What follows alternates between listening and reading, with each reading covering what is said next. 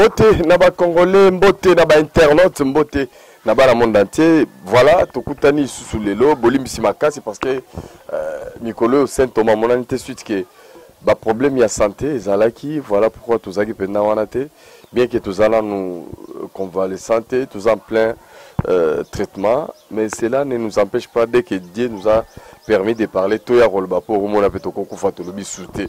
C'est le moment de profiter pour un souci à Congo, pays à Congolais, surtout qu'on redresser Bango. Et bien que Congo, tout ça, tu y a des opinions différentes, tu as stress. Et bilo rwanda sala que toka bwana parfois, tous sur la raya ou discuter, ou finga na roboyana, voir même amitié disloqué, ba mabala monsieur katani, bande comme ça, pena ba pire, ba bebani, suite kaka ya ba opinion politique. Voilà pourquoi na yaki lelo ko solo la nabino to mekana pour analyser.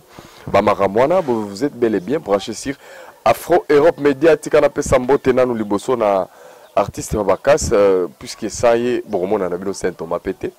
Et puis on a remercié les sous la diva de la presse Gisèle Ngindou. Donc moi si mon dans le bar comme d'habitude que ba kosarabiso que basi batonga kambora te mais yepena convaincre na nenga mabete. Merci d'abord pour notre soutien na yo moral et puis encourager ngai. Donc on est là pour nous épauler yo. Mais nalinga ki suna kende plus rapidement, très rapidement remercier mon confrère Papi Kamwa sim comme souvent na ngana e awa na yamba ndenge pa yamba ngai na tindika na ndenge bien malade mais il est venu voir mon avis par rapport à la situation éthique na mboka, plus particulièrement concernant ba élection sénatoriale, corruption, il y a ba député et puis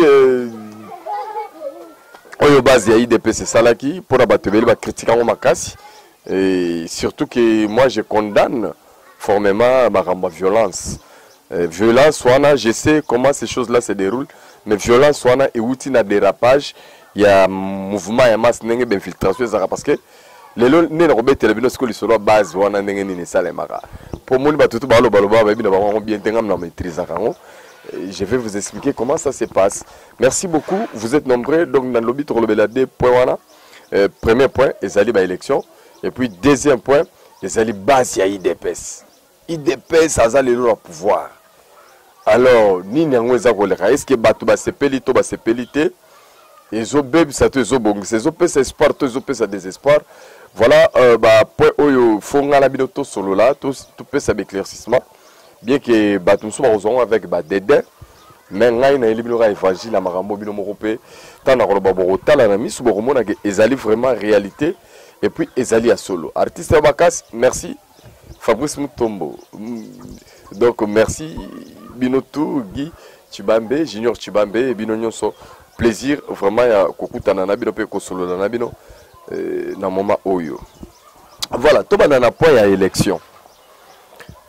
Avant d'organiser élection, il y a un sénateur. Ezabilo Romero Mbokana Bisonde yango na regrettera parfois façon na biso. Makambozo Obama, sonnet d'alarme belé et pelaki. Il y a les bossés Zagui Moko procureur général à Monaki que même Seni Falaginano a télémisana mouké ba élection ana puisque ba okaki baka ya ba soupçon ya ba corruption. Baka ya soupçon corruption aussi puis baka ya ba soupçon corruption et wutina ba candidat sénateur bango moko. To yokaki ba retrait ba signature ba dabombole ya ba vide chimanga. Bazaki batebele bazaki kolobake non élection tout monde donc corruption penza et très grave na peu près de 3-4 jours avec l'élection tu comme on a président il y a APK à la personne il y a homme de Dieu hein de grande envergure yebana na kisasa na kombo ya pasteur Godem Poi à ça qui conférence de presse pour nous démentir que en tout cas ma corruption les amamo lokuta. Et nous sommes malam, mais nous n'avons pas la surprise. Et on sait que Moutoumoko, Oyo, Ayoksi Batusoni, ils allaient parti IDPS pour les députés, corrompre 12 députés, mais 0 sénateur. Ma corruption, il y a un parti IDPS, et il y a un parti Nyonso, une plateforme Nyonso, mais ils allaient qui les Kambouya Somo. ezaki pena likambo somo bandeko bolanda ngai réaction nde sali ke bato nyonso batchaka ya likambo réaction nani ya base ya IDPS réaction ya base ya IDPS yango nde mutaki ko permettre que trouble kota trouble uti wapi trouble uti na base ya IDPS elingaka kozela mot d'ordre te ezaka nango besoin te et tout na rappel yango te yango nde yaki convenime situation pe bato nyonso baya kokoma alerter d'abord et troubler ordre public et que soit mouvement moko spontané et sali eux koka osala parce que na biloko ya ndenge wana bainfiltré bazalaka bato atina te bazalaka ils ont agi et plus grave même à l'intérieur du pays et des députés il y a mort d'un policier tout onyo stubino aussi boyebi mais base ya problème ce que ça ndeni ngai na analyse nanga na salle la rabino awa na etando na biso ya Afro Europe Media na sina expliquer bino bande bola na ngai ke mboka na biso ba parti politique nyonso o existera na Congo sauf parti politique moko onga na tala mode de fonctionnement nango nga na tala et fonctionnement lo lenge moko na baninga nyonso tuté c'est-à-dire quoi nanu na mona parti politique moko te na Congo na ora IDPS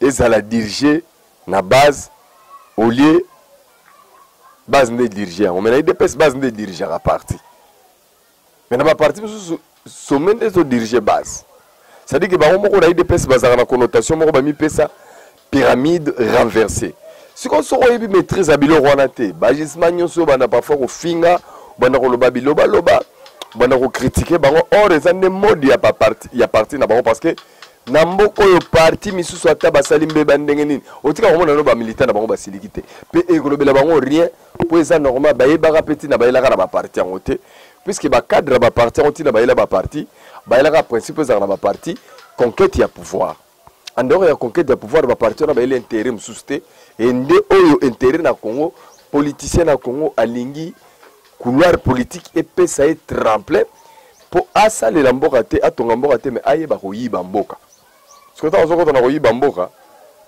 erazu musala bandeko ne mbala moko fo bazana na pointe bala kasi fo bazana na pointe bato ndenge na ndenge fo baya ya travailler na bango ba servir ba famille na bango tout au long mandat na era lo bo ba bazana ba pauvreté mais le rôle nzambe pas ça juste la banatir na mingi basalela yango lelo pe balonga na ba poste to mona pe kaka bakoya on peut-être so serva ke bena mboka na ndenge no bani lelo mbelo zali na ba mérite penda ya kosakana te voilà pourquoi lelo nalingaki vraiment to solo la likambo davantage vous comprendre to solo la likambo davantage to meka koyokana et biso sikoyo au lieu de raisonner trop sur étude ya mode ya fonctionnement ya parti IDPS toke komi diaboliser mingi ba tribu tokoti makambo ya biso ya koloba makambo baluba e kaboli batu mutu bozao so pe batu mingi babenga na poto wana babenga babi Saint Thomas na master nga moko boye tozaka solo la bien mais mambo kaka comprendre que tala boye mutu abali par exemple mutu abala babala na ngata libala mobali azali muluba mwasi azali mungala babala na mais suite ya makambo yo oki mwasi moko benazo sa mobali obi kana bena nga baluba te mais bazana libala osoma sana wana muluba ngalinga kaite baweli or bangala bango bien mambuka politique mteli bango ba problème wana boyebi bato balandaki nga bandaka la au début ba makambo yo mambo ba élection sa ko lobama Saint Thomas nazaka koteya nazo baki nga nazo solo na peuple congolais ta tout sona bango l'élection penda bato bazana besoin na ngote bato bazana besoin d'un changement ya ba vie na bango au quotidien c'est ça le problème du peuple c'est kaka kingani po ba kingani belé ba koma ba konzi to mona pe rien qui ça yango etikali le rôle la place au borotier la tamtemate la ville la plus sale du monde je peux qualifier ça comme ça suite yanine suite ya ke biso ba congolais biso ba patriote to comme ici ignorance raison ata makambo malamu o to kokoloba to linga so koloba ngote ba mpe malamu mona ni boto bolela biso ko mona ngo parce que to ça animé na ba haine to yinani to linga na sute or ailleurs bato mingi balinga d'abord ba mboka na bango pe bango moko balingani et kolinga mboka na kolingana na bango wana ndezo sala ba développement ya mboka na bango to boité sika nyoso bato bavandaka be ezanga te makambo pe ezanga te mais bato bazana ba volonté politique pour faire avancer mboka na bango normalement faut balinga ke makambo ezalaka ya moi bien mais biso pas biso za le contraire. Voilà pourquoi ba élection oyo soki totali ndenge lekelaki eloko munene lobami na kati ezali likambo ya kanyaka. Mais na minute oyo nga nazali surpris kokamwa likambo ya kanyaka balobi te bameka nano kodoze nano installation ya basénateur en fait sikoyo balande nano likambo ya kanyaka naoki mutu na mutu amati likolo ya tole na ye bandi kopesa leso na bato toyebi bango bamanda carrière politique ne azali mutu alelaka corruption na magwi ye mpa komopesa baleson. Alors bato mingi masque etombe mpe bake beaucoup de politiciens même balingaka même pas mboko ebonga. Et quand j'entends par exemple na kati ya Lamuka na FCC babi bazo rejeter ba décision na nyosto en bloc et ça linga plaisir à kosakana te bandeko na ngai plaisir na oki ya liboso ezanini eza que c'est pour la première fois na yoka FCC na Lamuka ba portage. C'est pour la première fois na yoka FCC na Lamuka ba partager même point de vue na bango nini ba siliki ndenge balobi ba suspendre installation ya ba sénateur obi ke bango pesi bango tukanda pena qu'il ne fallait pas passer aux mesures. Voilà pourquoi la Sénégal que Congolais a un changement a comment koluka et l'eau comme sous na place il y a changement. Oh tant que toi na besoin pour la changer malamu et Sénégal les choses tout ça en roi tout monde combattre le ko babengi corruption parce que corruption les allez ko freiner développement ya mboka. Vous imaginez ba coulage ya ba recette ezokende na ba poche bato 15 milliards de dollars par an. Bah, pourquoi on a conseillé le Bambi, ancien conseiller président sortant, la personne est Joseph Kabila. Mais qui a la base de l'Okwana? Celui qui a la base de l'Okwana, lui s'appelle Joseph Kabila lui-même. Parce que il Banda doit pouvoir entretenir corruption comme mode de gestion en Boka. Il y a un moment à créer un système voilà, Batumingo bazara voté, il y a FCC wana. Binomo boyebi ba voter bango boyete ba corrompre ba ba voter ba mi pesi ba grade ba mi pesi ba biloko nyonso pour basa la coalition non contre bango moko te mais contre population parce que bango balinga la population bonga te bango balinga bango ba bonga bango ne ba changer ba poste bango ne ba famille na bango ya croître ndenge yo kaka ba benga bana na bango na ba kombo ba yebana ba sala ba bango parce que ba tona ba limité avancement même ba tunambo bazana la muka ba utaki kepeka na même système parce que tout se voiler fasté. Les lotos qu'on s'abat tout est pour ngaine na pesa rabino conseil ya makambo démocratie facilement na pesa rabino que la démocratie c'est aller respect à ba opinion et puis la tolérance. Donc ceux qui muto azala muto kingan netinga déjà na pesa rabino que ceux qui muto azala FCC faut qu'on encourage la FCC ne makasi ceux qui muto azala muto la muka faut qu'on encourage la muka na makasi ceux qui muto azala muto cash faut qu'on encourage à linga cash ne makasi ne na mona ba ba parlement. Mais cela ne veut pas dire que tout le monde impose mais le mal c'est quoi? Le mal c'est lorsque Naï Nazamuto FCC, Naomi circule à cash, pour une mesure, moi je sauve Mboka Mobimba. Le mal c'est quoi? C'est lorsque la Mouka a circulé à cash, lorsque la Mouka a reçu mesure, qu'on circule la cash, pour une mesure peut-être, et qu'on sauve Mboka Mobimba, elle n'a profité pour mesure de la corruption. À moi, je suis à la Babosani, je suis à la peine à Bossani. Maintenant, je suis Bakamata, un grand leader, il y a beaucoup à la personne à Jean-Pierre Bemba. Bakarta vraiment, combo na haine. Bakarta combo à leader, mon nengwana, rien que na combo à corruption. Peut-être que tout va se Babosani. Mais ma grande surprise, c'est lui-même leader, Rwana Lelo. Asili Kelike, pourquoi? Parce que la corruption. Ils ont bien été. Habiter bateau na bazar amatérisme na sommet de l'État. Bon, c'est des bonnes guerres entre les politiciens. N'a pas que ba encourager mais il y a un problème déjà. Les entre baron na niveau ba leadership ba inani déjà. Ndé ba moni ba komi ko boyana. Mais comment ça va aboutir parce que l'on qui ba soit ba mususu ba bi ba ni l'élection. Mais na niveau la muka ko ba ke plus le ko ba bité. Ba ni les élection présidentielle pour Europe les kaka la corruption. Ça dit que Félix Tshisekedi ndenge comme président wana selon la muka ils a corruption. Certes, la Moukaza a raison, toi na raison te mais soki la muka na raison to mais raisonner na ndenge ya élection présidentielle c'est réellement toi au dénicher na eloko moko to point moko et même sur la raisonnement moko normal tozali la cour constitutionnelle voilà bana invalidaka Jean-Pierre Bemba na Antoine Gizenga na Mozito Antoine Gizenga na ba sous na vote te to mona ki ba ba ya kité maintenant botikali ko bosala na élection nyonso ata to koloba puisque l'état za l'état et mibeko za mibeko na moya lelo ceux qui va suspendre l'élection nyonso mais c'est pratiquement impossible parce que l'élection ko suspendre ngo eza les susté to ko bandela ngo eza les susté le des sentiments le de fanatisme le de toutes les pensées possibles ko ko la yo na motema parce que élection présidentielle na minute yo les solo na faut ko kata faut ko tika yango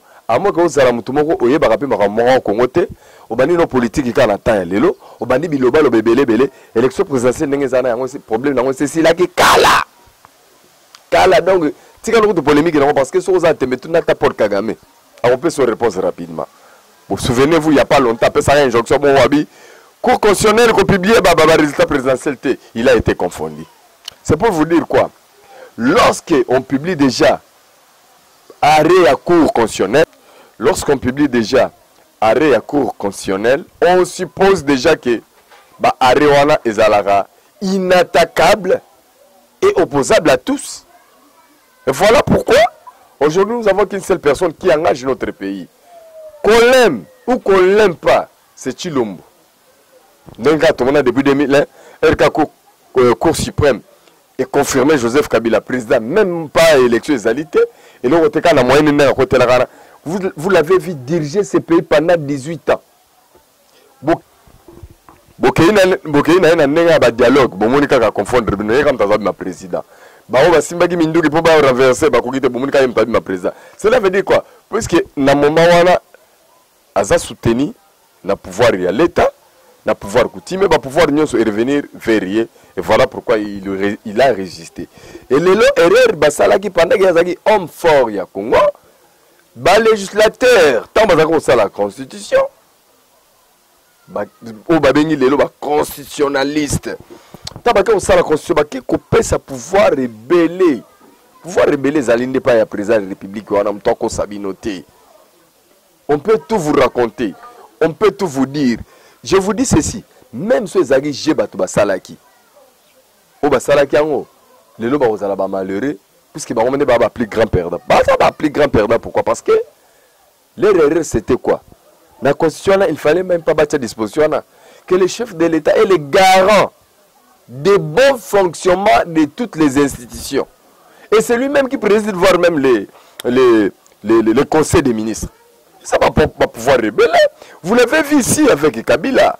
À moins que il nommait même des gouverneurs spéciaux à Bomonakiango. C'est la prérogative de la constitution des OPC va pouvoir. Voilà. Sans élection, il a nommé les bourgmestres. Souvenez-vous, tout ça, les deux législatures. Il y a 2006-2011. Constitutionnellement parlant, il a organisé l'élection en AT. Il y a base. Il a violé la constitution. Non. C'est parce que la constitution, les OPC va pouvoir rebeller. Mais l'erreur du sort, et où tu vois, il y a une minute, il y a une minute, va pouvoir nous soyez à Zalagi dans les Skopaya. Et Félix Tshisekedi. Il peut détenir le pouvoir. Donc, ce que Zagi Boko Sanaki, ce que Zagi a l'okutato ya solo, maintenant, le flambeau, même Nzambe Likolo, il s'appelle Félix Tshisekedi. Je ne suis pas là pour faire la publicité de Félix Tshisekedi, mais dire une vérité, que ça te blesse ou pas, moi j'aurais te dit déjà la vérité. Vérité. Que cette vérité-là, yo otambola nango, o vivara nango, atoka on suyo, mais moi je te dis la vérité que la constitution PC ba droit. Les hommes t'ont engagé mboka kaye. Bitumba soka mayim ta ça l'appelle même la force extérieure et à intervenir et rosalaye. Bon mon agat pour votre information, il est à la Centrafrique. Comment les loba kondana Jean-Pierre Bemba na CPI, ils apportent mambo légal en Congo te. Ils ont que abomaka batna Congo, ils ont dit que akendaka intervention d'un chef d'État élu démocratiquement, tel que élire Félix, et que rébellion et bandit, à ça appelle la rébellion, il y a Jean-Pierre Bemba et à secourir. Donc, les lots, Ce que ça na batu. Wana nazo s'adresser na bato FCC. Na bato la muka baza ko raisonner que ndenge za boye. Biso seconde ko sala boye. Mon cher mes amis, vous avez faux calcul. Alors pour le moment, il faut que se concentrer to bongisa mboka to linga mboka na biso to linga pe ba ndeko na biso ba congolais. To travailler pour na bonheur ya Congo développer. Na otaki ko lobango mikoleleki.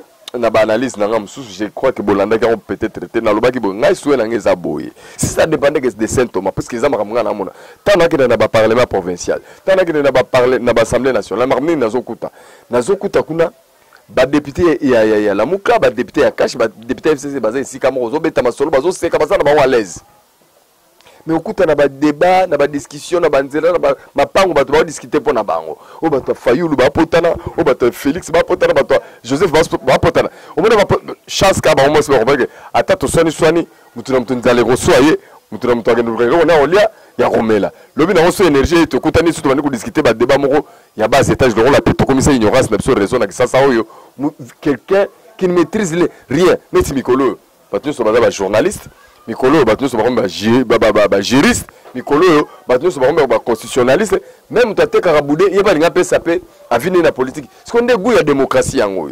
Mais il y a un propos que je me souviens encore fait,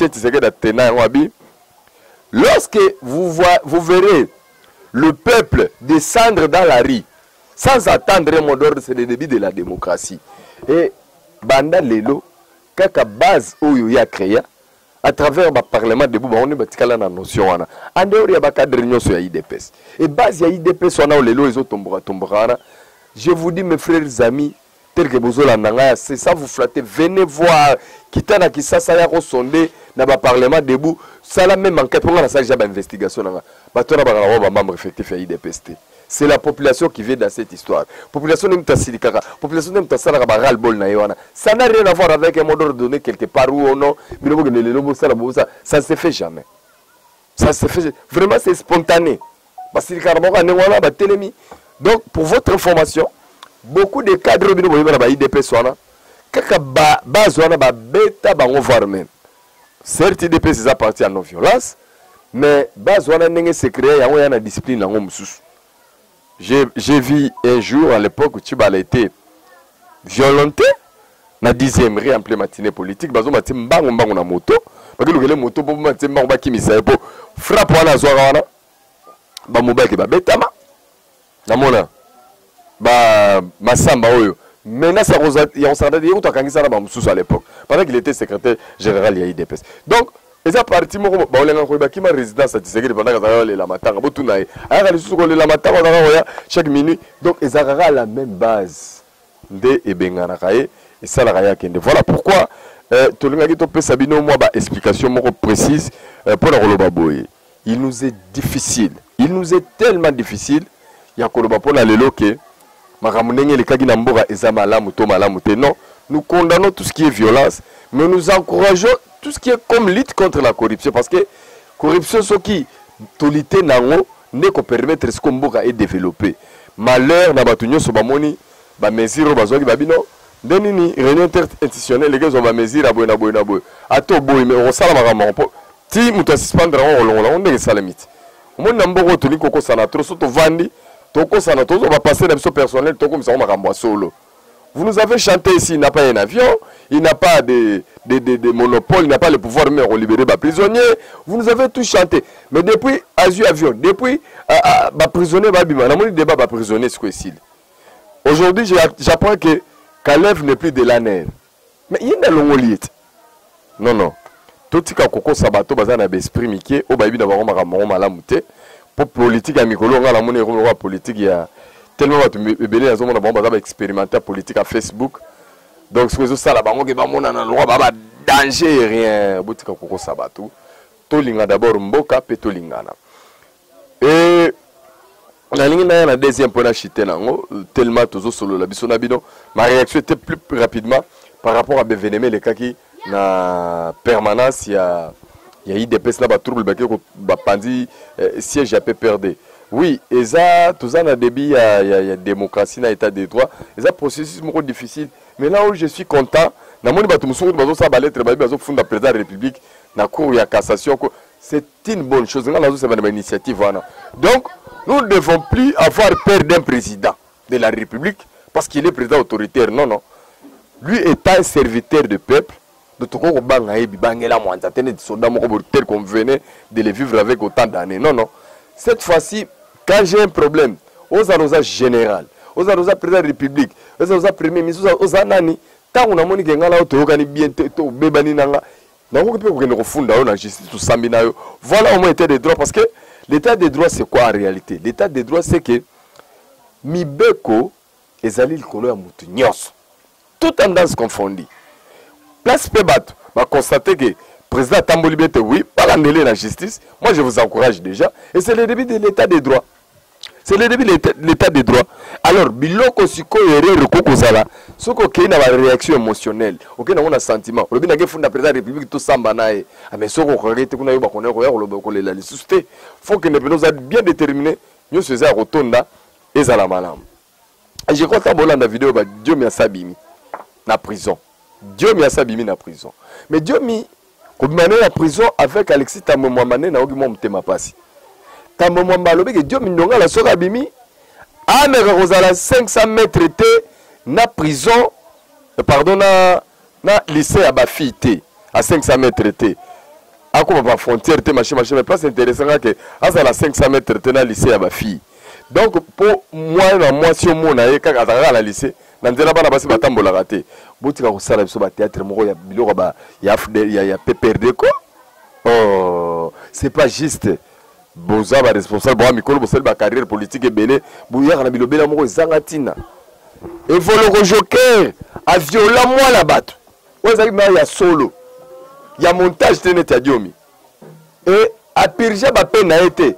Il a été gracié par la première dame Olive Lembe à l'époque. Condition, pourquoi des poids de mesures? Non, état de droit, oh, Félix Tshisekedi pardon, tout le monde a un slogan. Tout le monde a un homme fort, Alexis Tambomwa, les suscités, les bossons de la télévision, les bossons de l'échiquier politique, parce que les hommes forts du genre, moi, d'abord, yo Tambomwa, Bangaine, na lobino le loboé. Olobaka na biso que tant que yo la ministre de la justice, bato nyo so ba matin na tangelo bato ngo Frank Diongo, Jean-Claude Muyambo, na Diomi Ndongala ngai ti lelo na gardaka ba image na yo wana na yebi yango olobango déclarer yango. Et c'était pendant que accord ya Sylvestre Zaki signé, on a que ba on ba prisonnier emblématique y compris Koya Moïse Katumbi. Olobango peut ça passeport. On même pas passeport. Donc lelo ne tolo ba bona Moïse Katumbi a su passeport. Le long toro babona moni Frank Diongo bimi na moni Jean-Claude Muyambo bimi et Dieu minonga la bimi. Donc yonde fona nuko oyoki soni na yo penza. Okosaki bato. Okosaki penza bato. Et tika arrogance mikolo tolinga ngote. État de droit permettre de arrogance. Et deuxième chose na ngai na esko pona chitana surtout pona bato ya IDPS. Bato IDPS botika ba ventir. Bato IDPS botika ba ventir na sens na lobela mingi mo ba cadre. Moi, je vais vous dire que parce que vous sopi et ça les toroté. Voilà pourquoi on a déjà dans le bas il dépend soit du pouvoir état de droit à la slogan. Il faut punir d'abord banane propre banane andako. Il faut qu'on kanga bato il dépend nous tout tambola na magui bazo senga bato bambongo kuruka ba cop. Awa peuple azaki na idée que IDPS a zone pouvoir population abonga pour slogan et bana le peuple d'abord. Et il y a qu'une seule personne Oyo Azan écoute. Il y a population des Arabes présents à la République. Le reste, bato IDPS na moni bozo occupé population té. Bozo occupé population té parce que bolaxi yango na monde entier que bino boyende koluka l'art à travers IDPS, bino koluka l'art à travers IDPS comme wana baye bayo o mata o sala tremplé o nginda na ndenge na yo. Et c'est pourquoi ngala lobaka na bato balandaka badaka ngabi ngai parti le rôle à IDPS. Depuis la nuit d'État qu'ils ont rapatrié à traître. Traître pourquoi? Parce que Batuming va avoir des règles, la idéalité. La idéalité. La idéalité que Mboke Bonga peuple a bonga la raté ba la mutu. Aïe ba poste ni ba nommer ngai pour na osala bo. Tala ba député ne bo révéser. Bolembongo. Était abino belé. Et voilà pourquoi Tshisekedi paie à son âme. Azara déjà souple. a créé un parlement debout pour population moi sa propriété politique na balabala on le logo politique ya tiseke da tika biso so beta masolo politique mais sous mobutu on a une beta masolo politique on beta là on beta là surtout un père parti état non tu n'as pas le droit de le faire mais avec Tshisekedi maintenant tout le monde suit la politique à la loupe votre ça interpellation votre ça grève votre ça donc votre va sentir que tout ça quand même libre de s'exprimer bien que soit batunyo sur ça que Félix a kanga Kabila. Félix quoi kanga Kabila sur base de quoi? Félix a kanga Kabila te. Kabila a remis kangisa moko un jour par rapport au comportement naïe. Comportement à Kabila a s'est trompé époque. Lui n'est plus chef de l'État. Je pèse bien mes mots. Kabila n'est plus chef de l'État. Il est devenu politicien, on va bien à autorité morale, mais qui se comporte comme un chef de l'État, qui n'a pas les droits. Dans une année, 2 ans, on va voir parce que ceux qui disent à Kabila qui sont fidèles à lui, bazaka on se flatter nenga bazaka on se flatter kala. Les fidèles de leurs fidèles, les Moïse Katumbi bakabonat, les Pierre Lumbi bakabonat, bakaba fidèles parce que les gens se trompent. La plupart ria bato ont constitué la Mouka, mais c'était des fidèles à Joseph Kabila non? Tosuka wat. Beaucoup sabisoté, beaucoup sande bato ba yebité au bazana ba haine, bana ba sentiment. Quand je parle ici, nazana bato moko nazo côté la té. Nazolo ba makambo en général par rapport à évangile on a terre bino à Saint Thomas rambo bino moko bomona na misu na bino po boza bande ko ba congolais na bike belé boza na ba problème kili ezo pesa yo kanda ndezo mona ke ndenge oza ka seza subongo de yo gino kanda e ral bol na yo oyeli yango ral bol lo tango ya nango yaka ko lobela makambo congolais ko ela ba ba tribité yo mani ko fika ba tribu ba na ko ba tumiki ba fera e bayaka ah mutu soko misi Martin Fayulu ko mimu yaka depuis quand maintenant Martin Fayulu azali lelo na moya lelo Martin Fayulu aza grand leader,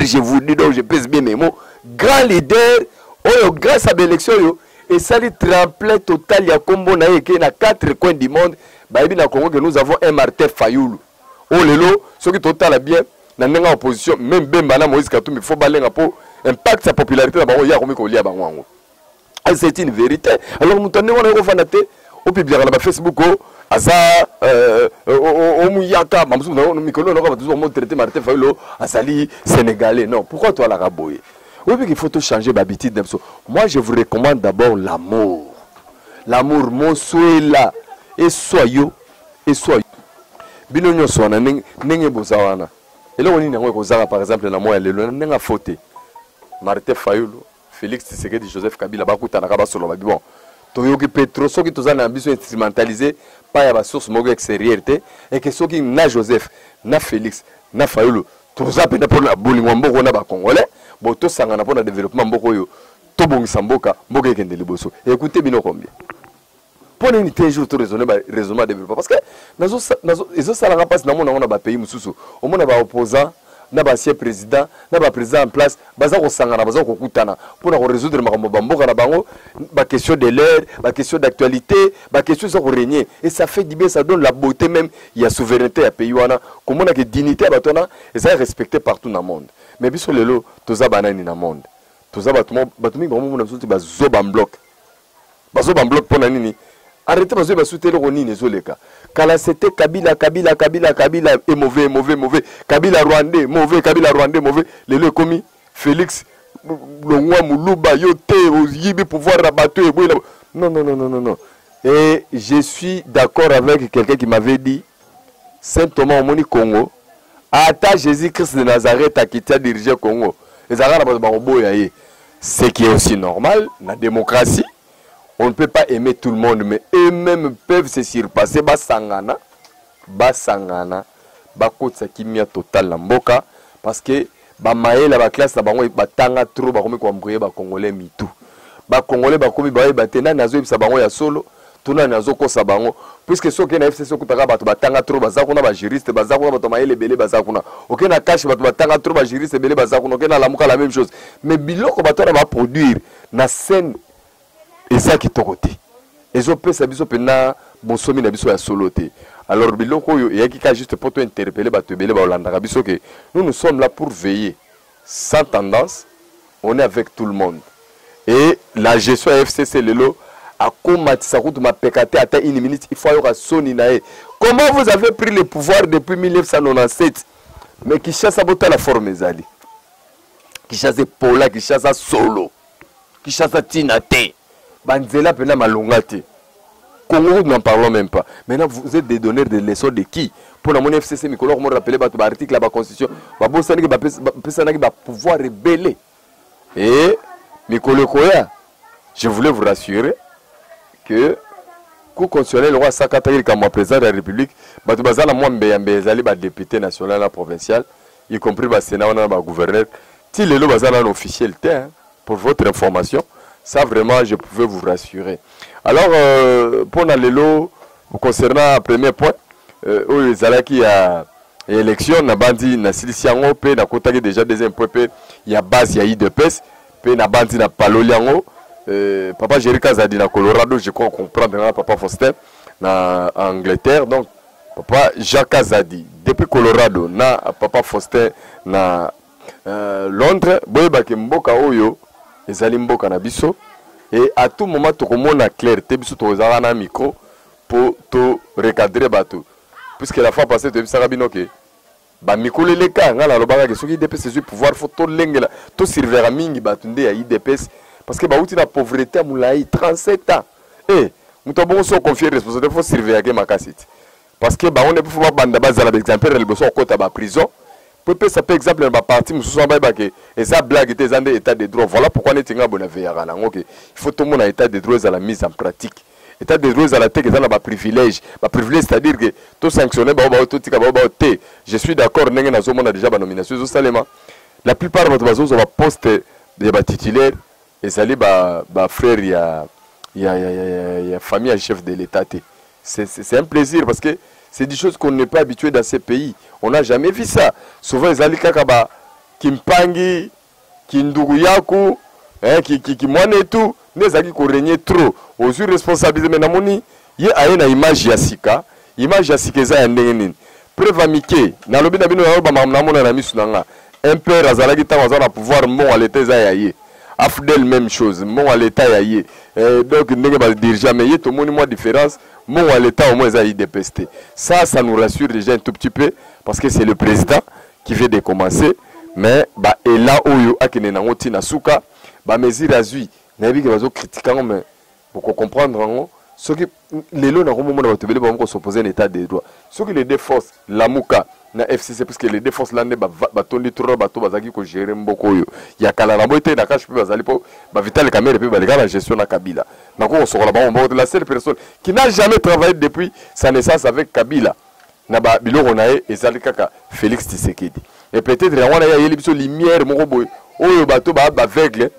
Na ba monite mais à la longue bazo continuer comme on a. Et puis ayeli na le roi na le peuple d'abord. Tout ce monde qui mingi yazo rendre peuple. D'ailleurs le peuple agir c'est le peuple et biso ezo sala biso plaisir ya kosakanate et tant que to komona ye azo lubimisa biloko komoko positif et que tout le monde ezo kene intérêt général de la population et tout ça encourager yango tout ça soutenir ye pour que azala na ba position bien puisque il y en a pas deux quelqu'un comme Félix il y en a pas deux sans blague sans vous mentir même pour les ande baction ezomonana banzela balobaki ouais que ba président tout ba même pas ça jour en ko ginante. Donc ce qui veut dire que actuellement tous au moins muto a la volonté politique à rebongisa mboka. Au lieu de satisfaire l'entourage nae, ba famille nae, bande konae. Non, moi je rencontre bande bato nae bango ba proche, bande ko parfois nani. Baza même ba 1000 francs oyo. Mais pendant que on va me président de la République. Mais sous d'autres sièges, sous d'autres régimes, sous d'autres sièges, sous d'autres régimes, ça ne se passait pas comme ça. Vous pouvez le vérifier. Dès que président de la République, mais je l'ai vu avec l'autre. Donc c'est pour dire qu'il y a une différence. Une différence. Si vous avez un siège à perdu, parti présidentiel, vous pouvez faire ça. Il y a Gombe qui toko wapi. Mais il y a 11e mairie. C'est bizarre, force tout, on a pillé les sièges du président de la République. C'est pas facile, hein? Le président de la République est en place. Base qui est pillé siège propre. Est-ce que base on a peut-être des IDPS? vous connaîtrez la vérité et la vérité vous affranchira. Donc, bato IDPS tout au bazar na bambe ba fo kanga bango parce que les attaques sont qui besoin la présidence, bino de besoin privilège rien de même façon, bato ya la muka soki ba déraper na mibe ko mboka fo kanga bango, bato FCC peso ba déraper na mibe ko mboka fo kanga bango sanctionner bango parce que la loi est dure pour tout le monde et la force reste à la loi. Et celui qui détient l'impérium et la magistrature suprême s'appelle Félix Tshisekedi. Ça peut te faire mal, mais moi je venais de vous dire rien que la vérité. Et pour le moment, ceux qui n'ont pas très prochainement, tokokuta na lisusu poto solo na bino bokabola ngo boye bana monde entier. Merci ndenge bolandi biso à travers Afro Europe Media.